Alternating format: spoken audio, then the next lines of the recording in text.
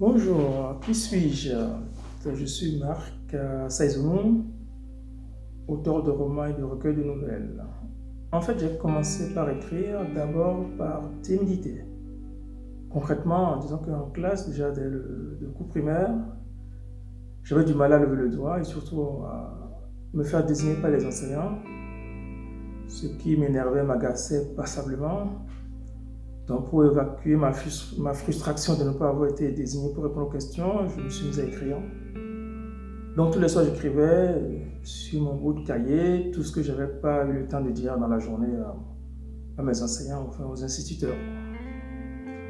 Donc, très tôt, j'ai commencé à écrire, donc à donner mes impressions, tout ce qui se passait. Et puis, avec le temps, j'ai appris à mettre tout cela en forme. Puis, comme j'ai un esprit qu'on dit plutôt matheux, j'ai progressivement essayé de mettre un peu de logique dans ce que j'écrivais. Parce que contrairement à ce qu'on pense, l'écriture est l'une des activités les plus rigoureuses qui soit. Parce que d'abord, il faut une certaine rigueur mathématique pour mettre, j'allais dire, en ordre ses idées et surtout les monter.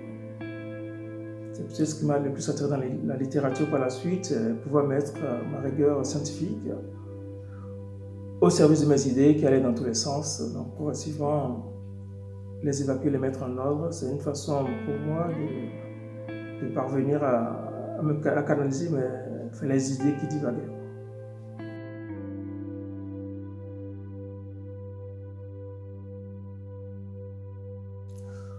Mon dernier roman, donc Détournement de rêve, avec pour sous-titre Sandra Louise, le Brexit et les autres, qui, comme le sous-titre l'indique, est consacré au Brexit. En fait, c'est un peu une plongée dans l'Angleterre, enfin dans l'Europe en général, de la fin de la période du Brexit. Enfin, c'est toute la période qui a précédé le vote du Brexit et les 4 années qui ont suivi. Malheureusement, c'est pas encore tout à fait terminé. Donc le but, c'est d'étudier ce qui se passe dans une famille franco-britannique luxembourgeoise et voir les conséquences du Brexit, de la sortie de l'Angleterre de l'Union européenne, sur cette famille toute simple et relativement standard. Donc c'est un peu la vue du bouquin.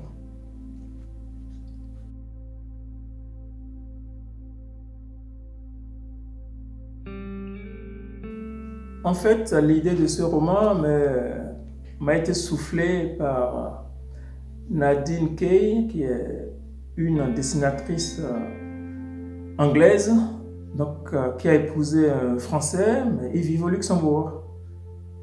Donc lors d'un salon littéraire au Luxembourg, au Grand-Duché, elle vient me voir comme ça, elle dit « Au fait, Marc, je suis dévasté par le vote du peuple britannique. Franchement, je ne sais pas tout ce que ça va donner. Mais j'aimerais quand même qu'on écrive un truc ensemble sur ce qui se passe dans ma famille, par exemple, avec mes enfants, avec mon mari, enfin, tout ce qui s'ensuit. On est assez représentatif de tous les Anglais qui sont à l'étranger. On voit la question qu'on se pose. Je dis, tiens, oui, pourquoi pas, il faut juste une intrigue pour que le lecteur s'accroche à l'histoire, quoi. Elle me dit, oui, j'ai des idées à te souffler. Pas de problème, écoute, j'en ai aussi, donc on va réfléchir ensemble. Donc, au début, on voyait des idées par-ci, par-là. Ben, si l'héroïne, si on faisait une histoire autour de ça. Donc, au bout de quelques semaines, on s'est mis d'accord sur le scénario. Donc, elle a admis qu'elle allait me faire les illustrations. Moi, j'aurais en charge l'écriture du roman proprement dit. Donc, c'est comme ça qu'on est arrivé, enfin, que le détournement de rêve est né, et surtout le titre.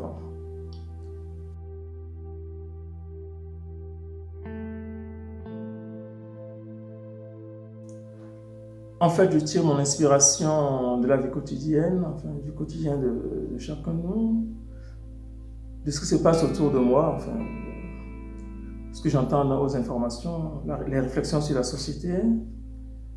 Il y a tellement de choses à dire et à redire sur le monde qui nous entoure, l'évolution du monde, enfin, les gens, la diversité des gens, la complexité de l'être humain. Je crois le fait qu'on ne puisse pas mettre en équation un être humain probablement ce qu'il y a de plus enrichissant pour chacun de nous. C'est dans une situation donnée, forcément il y a des réactions diverses. Et mon but c'est toujours d'essayer de comprendre la réaction des uns des autres. Comment se fait-il que devant un cas bien précis, nous réagissons tous différemment? C'est vraiment le thème et enfin, l'objet de ce qui m'anime, de ce qui me pousse à écrire et surtout à réfléchir, à choisir les thèmes de mes différents bouquins. J'essaie d'avoir le plus varié possible.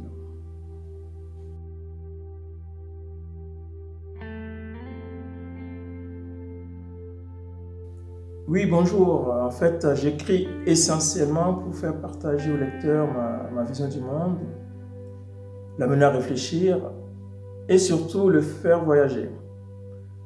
Comment s'en sortir de son lit, de son canapé, installer tranquillement chez lui, qu'il puisse aller à la découverte du monde, connaître d'autres civilisations, d'autres peuples, d'autres cieux, d'autres façons de procéder, d'autres manières de réfléchir aux choses quotidiennes. Et surtout que le lecteur, à travers donc, mon bouquin, se dise au fait, oui, je n'avais pas pensé à ça, ah ben oui, il y a eu telle chose, ah oui, c'est vrai que je ne sais pas comment je vais réagir dans cette situation.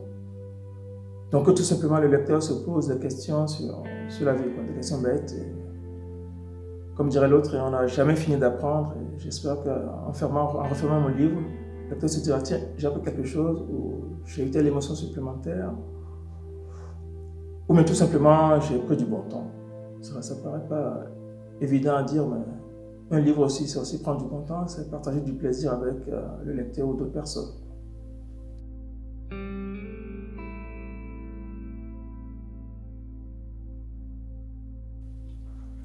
Mon tout premier roman, donc Une si belle et grande âme, paru en 2011, en fait, c'est l'histoire d'une étudiante africaine qui vient en Lorraine, enfin en Europe pour ses études, et qui retourne chez elle 20 ans plus tard. Donc c'est le parallèle entre celle qui arrive et celle qui repart, en fait, montrer que retourner sur son continent natal, sur sa terre natale, n'est peut-être pas aussi simple que d'aller à l'étranger, parce qu'en fait, il faut faire l'effort de s'intégrer dans son pays natal. Et c'est aussi difficile que de s'intégrer à l'étranger, parce qu'en fait, on est moins prêt à accepter de renoncer à certaines choses pour pouvoir s'intégrer dans son pays natal, enfin pour réapprendre à vivre comme les gens là-bas. Parce que contrairement à ce qu'on pense, s'intégrer, c'est forcément renoncer à une part de soi. Maintenant, jusqu'où aller dans la renonciation à cette part de soi sans se renier, quoi.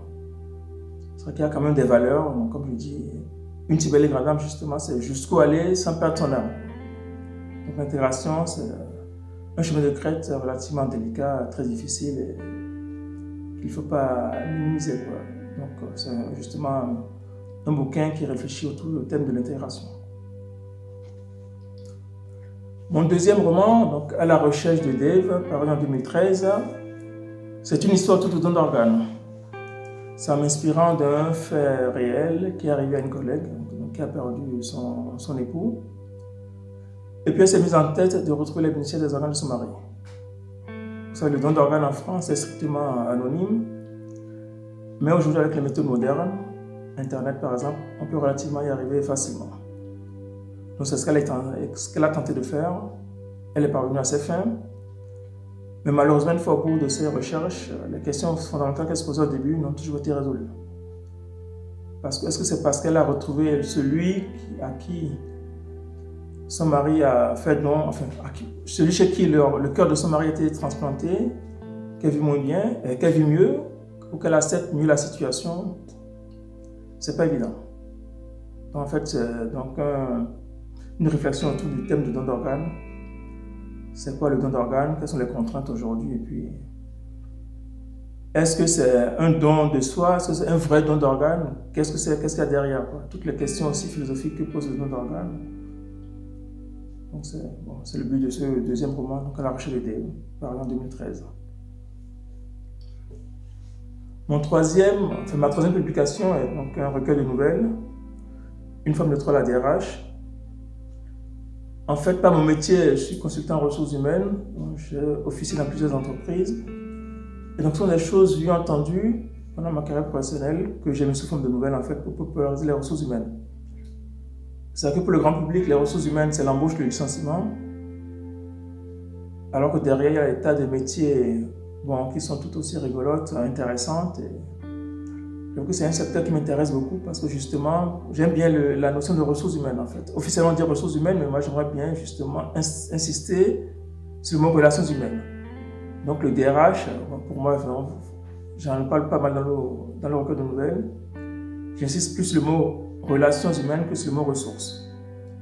Parce qu'on n'est pas des ressources, on est dans une entreprise, c'est d'abord un lieu de relations humaines qui est tellement intéressant qu'on dit 25% des gens qui rencontrent leurs conjoints dans une entreprise.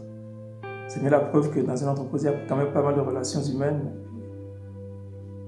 Bref, une fois de temps, la DRH, c'est mon recueil de nouvelles. Tout était pourtant écrit. Ça, c'est un roman consacré au bagne de Cayenne, et puis au bagne en général, que j'ai écrit un peu à l'initiative de mon beau-frère, dont le grand-père était gardien de bagne à Cayenne. Donc son arrière-grand-père rentrait de là-bas un jour, il dit écoutez, mon épouse est décédée, on l'a enterrée sur place.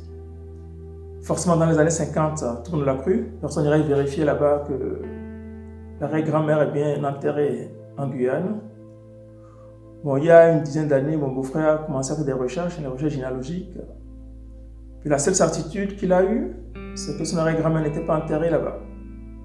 Avec l'état civil de l'époque, vous savez, tout était géré par l'armée. Donc l'armée a bien des notes officielles qui sont très strictes. On n'a trouvé nulle part les traces de l'arrière-grand-mère. On sait qu'elle est arrivée en Guyane.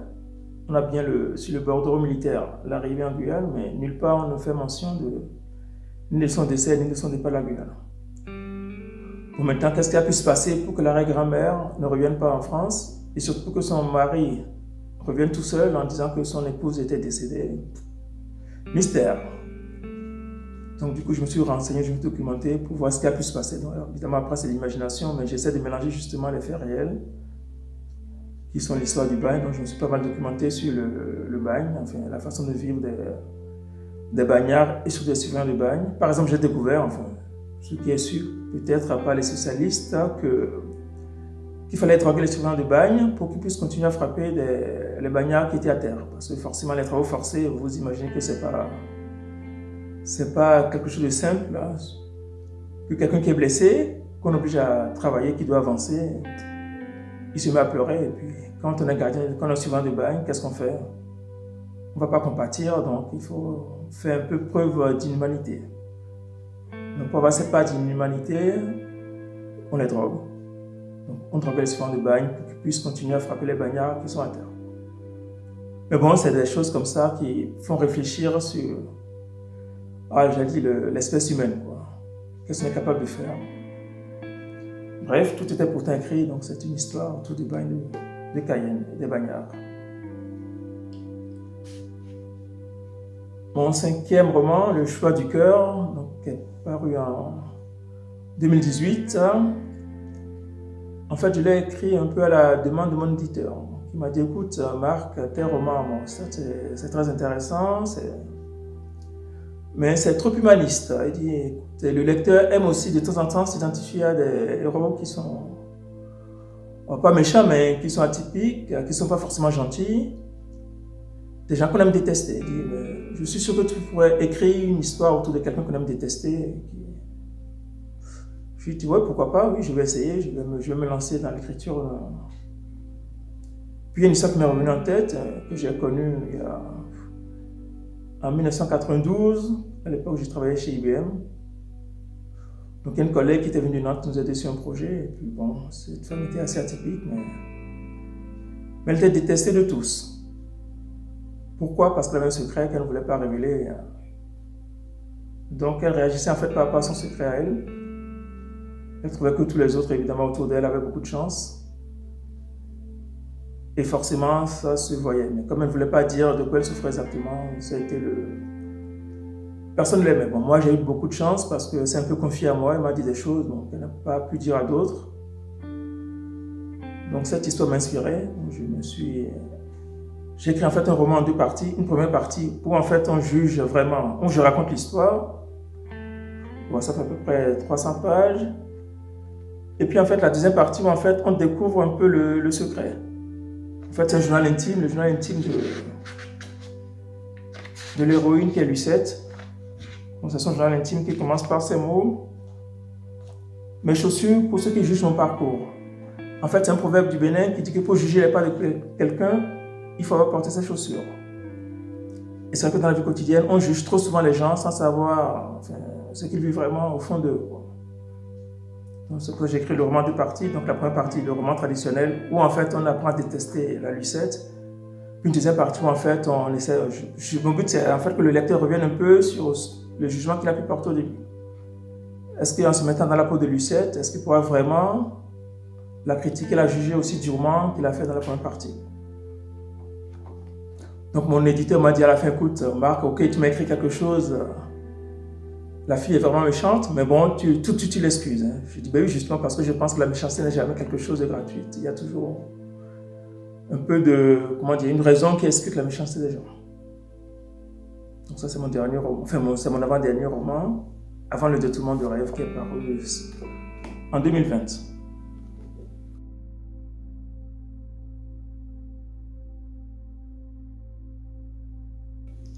En fait, mon prochain livre m'a été inspiré par quelque chose qui m'est arrivé au mois d'août 2019, lors d'un séjour au Bénin. Donc c'est sur le marché de Comé, entre justement Cotonou et Lomé, donc les deux grandes villes, les deux capitales. Il y a un marché, particulier un marché d'Afrique, quoi. Donc un marché, on y est arrivé dans ce marché à la nuit tombée vers 19h, parce que notre voiture était en panne.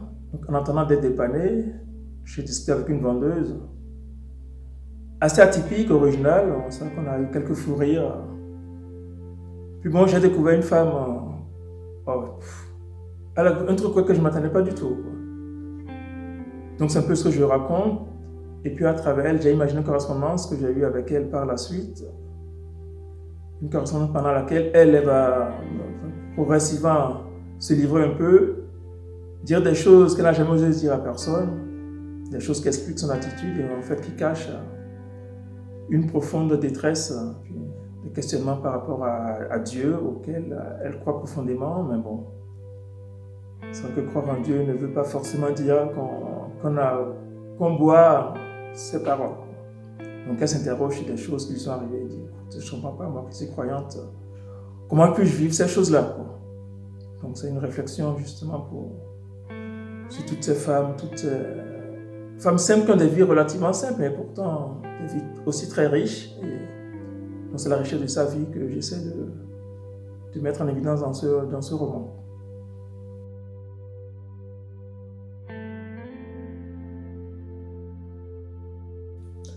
Mais que rajouter d'autre que pour moi, la littérature, c'est d'abord une façon de s'instruire tout en se distrayant. Pour moi, c'est les deux piliers. Quand on lit, c'est qu'on espère apprendre quelque chose, mais aussi on s'amuse. Pour moi, ça doit être un peu ça le but de toute activité humaine. On ne peut pas ne pas que s'instruire ou ne faire que se distraire, il faut les deux. La littérature, pour moi, c'est un résumé de la vie. C'est des choses qu'on vit quotidiennement, donc tout en apprenant sur nous-mêmes, sur les autres, on s'amuse aussi. On s'amuse de nous, on s'amuse des autres, on s'amuse de la vie, quoi. Donc lire, écrire, c'est tout ça à la fois.